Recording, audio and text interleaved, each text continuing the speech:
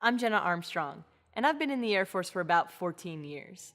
I'm a broadcaster, which means I document and share with everyone else what the Air Force as a whole does. But even after 14 years, I knew little about what Air Force bands were for.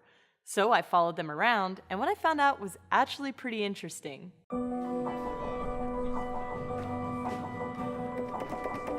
Check.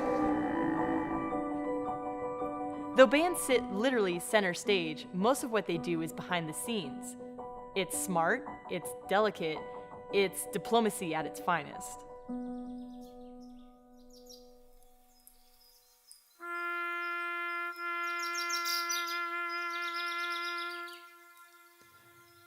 This guy here is amazing. He's got a master's degree in trumpet, one instrument. He is at the top of his game. The Air Force recruits musicians based on their skill.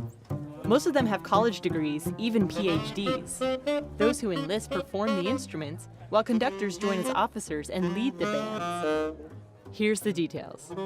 There are only 586 enlisted musicians in the entire Air Force, and just 19 officers. 0.2% of active duty Air Force members are in the band. This band came up from Colorado Springs to Mount Rushmore to do a 4th of July performance. Free to the public. It's just about as American as you can get, listening to a military band playing under the stars of one of the most iconic national monuments. This is what most Americans think of when they hear military band. That's by design. Their current performances in the U.S. are driven as a direct response to the outreach and engagement plan from the Secretary of Defense, who wants to connect our military to the American public.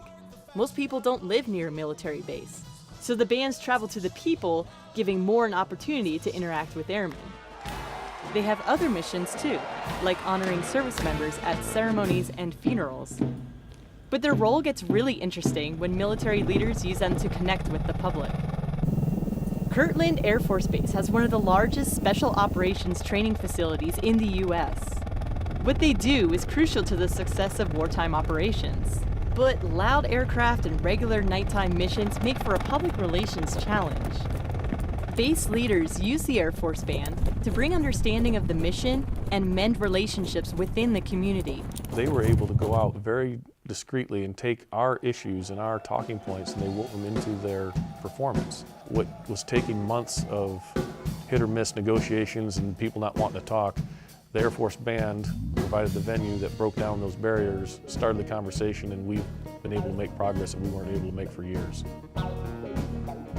This amazing ability the band has is even more impressive when you see how they communicate with other cultures. Unfortunately, traffic was really bad that day, especially around the airport. So the band from Yokota Air Base, Japan ended up 40 minutes behind schedule on their way to Singapore. Not a great way to start a week-long tour. But the performers who make up the band are used to working under pressure and dealing with the unexpected. They're a small, tight-knit group. They write their own music, they schedule their own performances, they pack their gear, and they adjust as necessary to changes. This trip to Singapore is just one of the many countries they visit each year. They travel constantly, performing all over Europe, Africa, and the Pacific. Understanding why they travel so much is key to understanding their mission. In a way, this trip is to help Singapore celebrate its 50th anniversary, but it goes much deeper than that. Their visit has everything to do with supporting the U.S. foreign policy. When the president announced the pivot to Asia, now more generally known as the rebalance to Asia, I think what the administration was saying was that, this is a region that is critical to the future, to the United States economically, politically, and security-wise. One of the things that the military bands do is they touch more than one facet. There's the security piece of it because they're wearing a uniform of a member of the U.S. military, but there's also the culture piece because they're showcasing American music, American talent.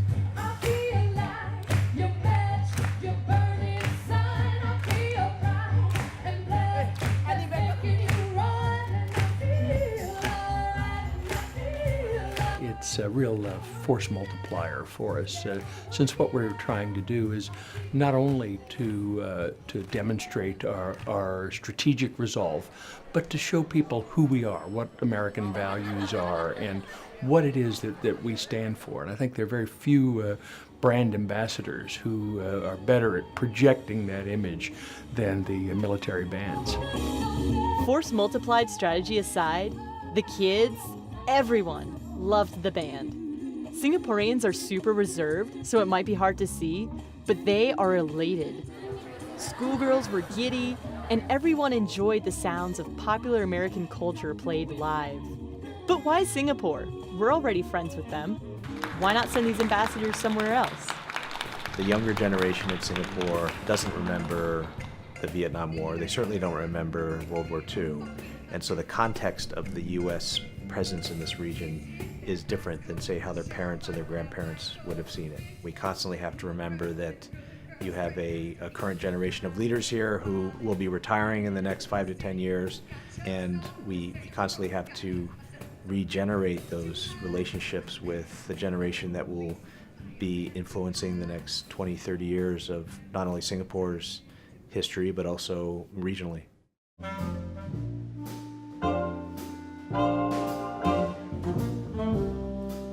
Singapore isn't the only place we went. We met up with an Air Force band stationed in Germany.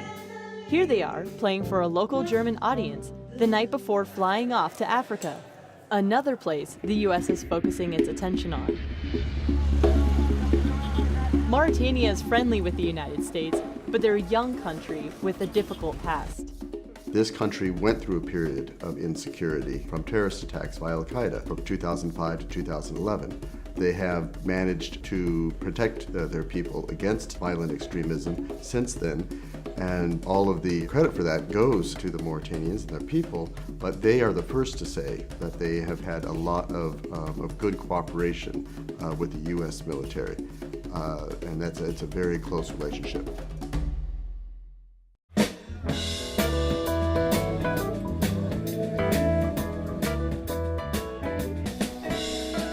When a highly talented group of American musicians come and showcase their abilities with Mauritanians and encourage Mauritanian musicians to join them on stage, and you are showcasing the best of the U.S., and you're showcasing how people from different cultural backgrounds, different religious backgrounds, can make music together. That is always a powerful message anywhere in the world. But with Mauritania's particular past and the issues that Mauritanians are working through today, that is an especially powerful message. While they were in Africa, the band performed for dignitaries at the African Air Chief Symposium, a multinational group of people working together to solve problems in the region. But they didn't stop there. The band members pooled their personal money and bought food on the local market to give to an orphanage. They brought their big speakers in and played for the kids. The older kids have lived their entire growing up years in this house. It's kind of like a family. One spoke to me after I put my camera away. He was really touched that the little kids had that experience. The U.S. ambassador here says visits like this bridge gaps between people and government. They're strengthening the country and its ties with the U.S. In many countries in the world, the last thing that a citizen would want to do is to have contact with their own military or their own police. For those who have been taught to have suspicions about the U.S., for them to see an American military band embracing Mauritanians and embracing Mauritanian culture and celebrating how our two peoples are working together for the benefit of both, that is a very powerful message. What I saw on my trip was fascinating. A small group of people going into a country and making a big difference. The commander of the band in Germany said it best, so I'm going to let him have the closing words. What we're able to do is go into a community and bring a group of people together from disparate financial statuses, disparate ages, disparate backgrounds, and they all come together at our concert, and they're unified by what's happening on stage. They're all sharing the same experience. And then on top of that, we're giving a message of thank you, we're giving a message of reassurance is face-to-face friendship building that'll last lifetimes.